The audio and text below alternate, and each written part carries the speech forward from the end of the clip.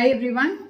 So today I'm going to be doing a video on somebody's request. Now this is with a teenager client of mine who came very disturbed to me because she had some symptoms. She approached a doctor and post that there were a series of tests that were being done which revealed that her sugar levels, her fasting blood sugar levels were 235 and her HbA1c, glycosylated hemoglobin, which is an average of 3 months blood glucose level, was at 12.9. Because I knew her mother as a client, they approached me. We had a long conversation, and at the end of it, she wanted me to make a video to be able to create awareness and how one can prevent, reverse and manage diabetes, right? So this video is because of her and for all of you. Now, her first question was, is diabetes a disorder or a disease, right? So this is a very interesting question, and the question came from the concern that she did not want to live with this disease of diabetes. So let me just explain that diabetes can be a simple disorder or a disease. It is totally up to you or up to the person whose sugar levels are high. So let me give you an example. Diabetes is like a tiger. So when a tiger is in the cage, we all go look around, look at the tiger, wave at the tiger, take pictures and really enjoy. However, if the same tiger is let out in the open, we all run for our life. So this is how diabetes is. If you have high sugar levels, and then you work on your lifestyle, you work on your eating pattern, it can just be a disorder which can be reversed or maintained really well without bothering you too much. And if you don't, then obviously we know that it's like an open tiger out of the cage, which will give you a tough time. Now, when it becomes a disease or a chronic disease, not only does it have an issue of high blood sugar levels, but it also affects all your organs, starting from your eyes to your kidneys to your heart to your feet. So everything. So diabetes is a disease. Once it is converted into a disease, that it affects you from head to toe, including your head to and toes, right? So that's how it can really affect you. However, if it is controlled well, you can live your life normally without having to worry about other organs or about other diseases, secondary diseases that it will lead to. So I've made certain notes that I'm going to be referring to so that I don't miss out on anything, because she's very particular that I address everything that we spoke about. Now, like we spoke about the tiger, so it is totally up to you. How do you want to deal with this disease? Like a caged tiger or like an open tiger, right? Before we move on to how do we deal with it, let's also understand that there are different types of diabetes. So number one is a type 1 diabetes, which is an autoimmune disorder which happens in small children where the pancreas are not able to produce insulin, and thereby such children have to be put on insulin from the beginning. Only the insulin dosage keeps changing on and off as in when the body needs, so this is also called insulin dependent diabetes mellitus. The other one is type 2 diabetes, which is the most prevalent kind of diabetes across the globe. In India alone, we have more than 75 million people suffering from type 2 diabetes, right? Now, anybody does not specify the kind of diabetes that they're dealing with, then it is more often than not type 2 diabetes. We'll talk about how does it happen and what can we do about it. The third one is GDM, which is gestational diabetes mellitus. This is a diabetes which a woman develops during her pregnancy. more often than not, it goes back to the normal levels post delivery, but certain times it can continue. It also gives you a hint that the woman who's had GDM is at a higher risk of developing diabetes at later stage if she does not take care of her health and lifestyle, right? Now let's narrow down on type 2 diabetes. Type 2 diabetes is, yes, a genetic thing as well. If one parent or both the parents have diabetes, you have a higher likelihood of getting diabetes, but that's to 40%. The other 60%, or rather the more important 60%, is about your lifestyle, is about your eating pattern. In the beginning, honestly, what you see in your biochemical reports is basically the way you're maintaining your health, the kind of food you are eating, right? So today I'm going to be talking primarily about lifestyle and diet.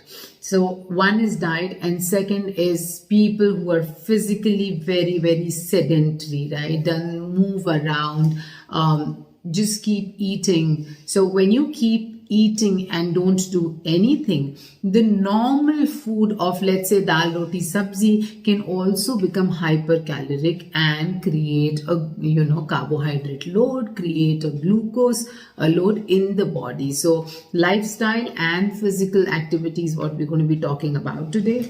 So diet. In diet, we're going to be talking about what can you eat, what should you be avoiding, and what should you try to limit.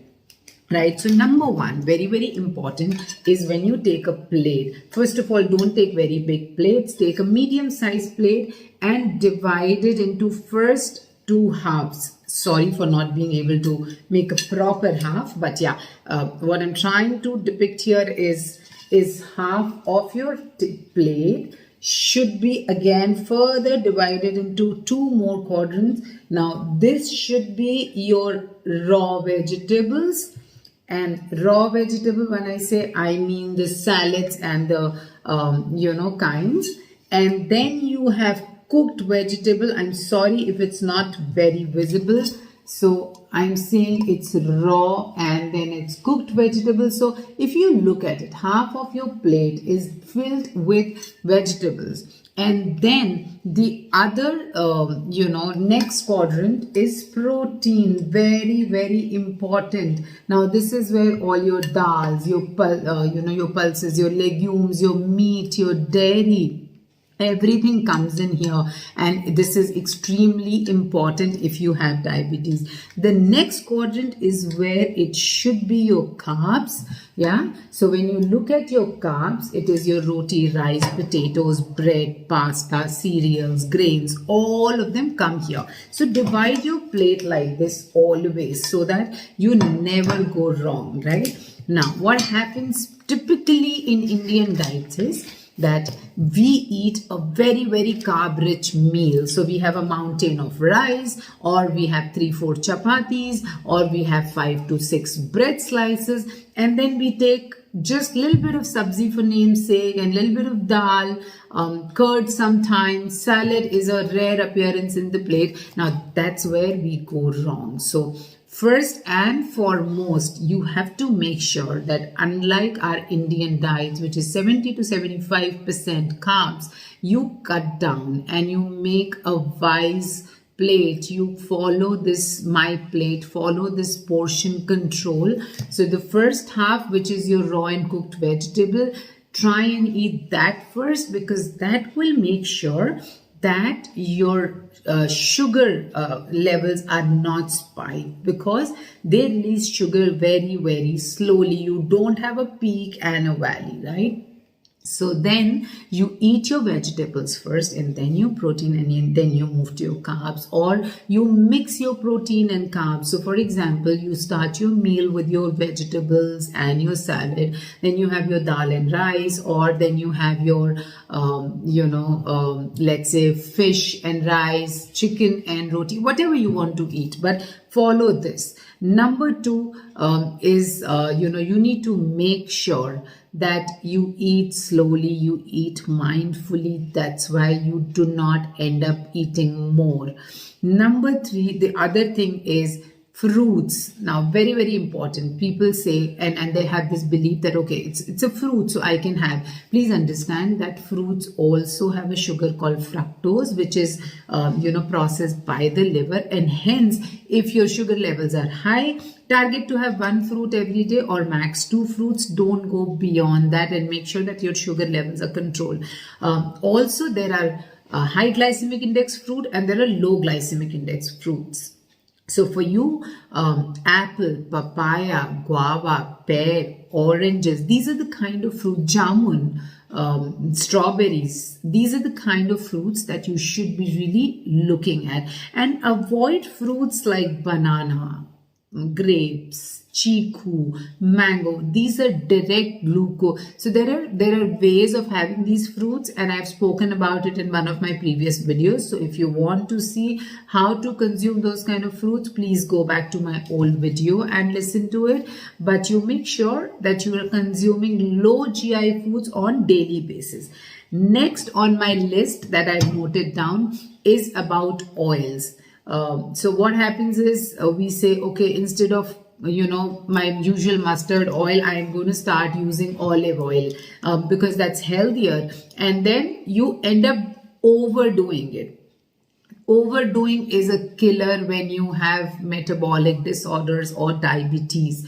You need to make sure that you don't go beyond 3 to maximum 4 teaspoons a day, whether you're putting it in your dal or you're doing a tadka with it or you're cooking. So visible fat cannot be more than 3 to 4 maximum teaspoons. Or if you want to look at it and you find that it's very difficult for you to sort of measure it on daily basis, the basic thumb rule that can really help you is ½ liter per person at home. So if you're 4 of you, 2 liters in a month, which should include all sorts of oil, right? So continue using what you really enjoy using. Make sure it's not very refined, and make sure that on the name of a healthy oil, you're not overdoing it, right?